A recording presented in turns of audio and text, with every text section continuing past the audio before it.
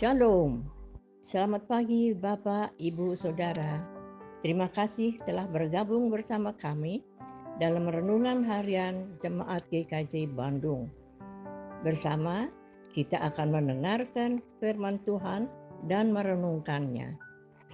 Hari ini Senin tanggal 11 Desember 2023, renungan harian kita berjudul Setiap Saat Ada Godaan Mengingini.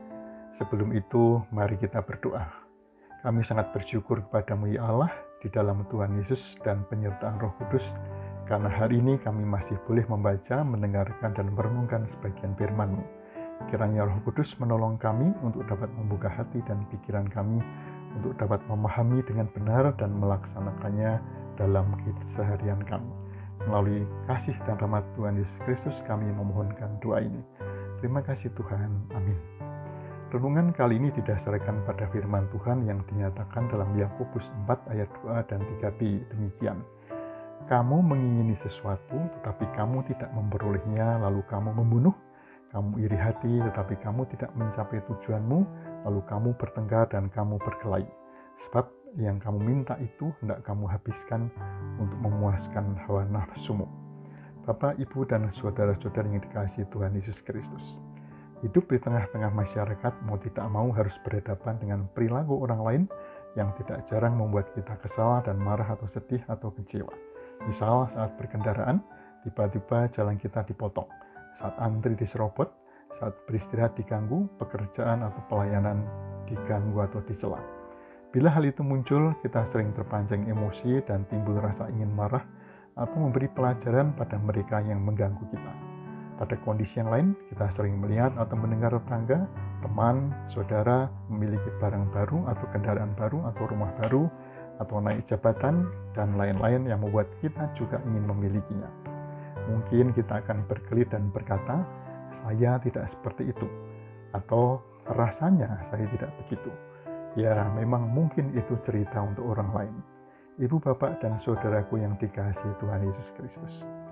Peristiwa yang dialami oleh Hawa dan Adam sesaat sebelum jatuh dalam dosa sangat menarik untuk dihayati. Kejadian 3 ayat 4-6 mempersaksikan demikian.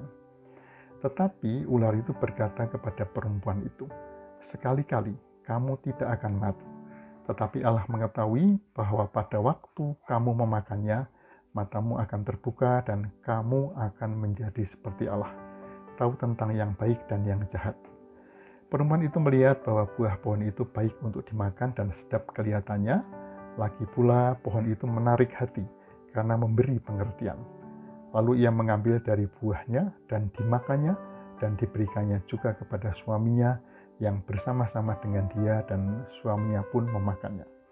Dari kisah itu kita tahu bahwa semula Hawa masih memegang firman Tuhan dan mengatakan bahwa buah pohon-pohonan dalam taman ini boleh kami makan, tetapi tentang buah pohon yang ada di tengah-tengah taman, Allah berfirman, jangan kamu makan ataupun rabah buah itu, nanti kamu mati. Namun setelah digoda oleh iblis melalui ular yang mengiming-imingi keadaan menjadi seperti Allah, maka Hawa melihat bahwa buah itu sedap dan baik untuk dimakan. Hawa tergoda dan mengingini posisi yang nampak begitu menarik. Karena tergerak emosi, Hawa dan disusul Adam melupakan firman Allah. Mereka memilih menuruti keinginan emosi sendiri daripada mentaati firman Allah. Mereka tidak sadar bahwa itulah awal kejatuhan seluruh umat manusia dalam dosa. Seperti tertulis dalam Roma 5 ayat 12, sebab itu sama seperti dosa telah masuk ke dalam dunia oleh satu orang, dan oleh dosa itu juga maut, demikianlah maut itu telah menjalar kepada semua orang, karena semua orang telah berbuat dosa. Seperti pengalaman Hawa dan Adam, saat ini kita juga menghadapi godaan serupa. Seperti tertulis dalam 1 Petrus 5 ayat 8, lawanmu si iblis berjalan keliling sama seperti singa yang mengaum-aum dan mencari orang yang dapat ditelannya. Iblis berjalan keliling. Keliling itu terus berjalan dan muncul setiap saat pula. Iblis menggoda kita dengan cara menggerakkan emosi kita. Emosi kita dapat muncul setiap saat, kita sadari ataupun tidak. Emosi untuk mengingini yang dimiliki orang lain, mengingini hak orang lain termasuk hak yang dimiliki Tuhan. Bapak, Ibu, Saudara yang dikasihi Tuhan Yesus Kristus, emosi mengingini hal yang dimiliki orang lain setiap saat muncul di hati kita. Mungkin kita berpikir bahwa mengingini milik orang lain itu tidak berdosa atau melakukan dosa yang kecil, selama kita belum melaksanakan keinginan itu.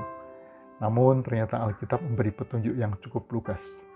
Hukum ke-10 yang dicatat oleh Musa dalam kitab Keluaran 20 ayat 17 mengatakan, jangan mengingini rumah sesamamu, jangan mengingini istrinya atau hambanya laki-laki atau hambanya perempuan atau lembunya atau keledainya atau apapun yang dipunyai sesamamu. Tuhan tidak berkenan atas sikap mengingini yang jahat, seperti tertulis dalam 1 Korintus 10 ayat 5 dan 6. Tetapi sungguh pun demikian, Allah tidak berkenan kepada bagian yang terbesar dari mereka, karena mereka ditewaskan di padang gurun. Semuanya ini telah terjadi sebagai contoh bagi kita, untuk memperingatkan kita, supaya jangan kita menginginkan hal-hal yang jahat seperti yang telah mereka perbuat. Sikap marah dan ingin membalas kesalahan orang yang membuat kesal sebenarnya sama dengan mengambil hak Tuhan. Firman Tuhan mengatakan dalam Roma 12 ayat 19, saudara-saudaraku yang berkasih, janganlah kamu sendiri menuntut pembalasan, tetapi berilah tempat kepada murka Allah, sebab ada tertulis, pembalasan itu adalah hakku, akulah yang akan menuntut pembalasan. Sekarang terpulang kepada kita masing-masing, apakah kita akan seperti Hawa dan Adam, memilih emosi mengingini milik orang lain, atau seperti Tuhan Yesus Kristus yang mentaati firman Allah. Jika kita mengaku mengasihi Tuhan, tentu kita akan memilih taat kepada Tuhan.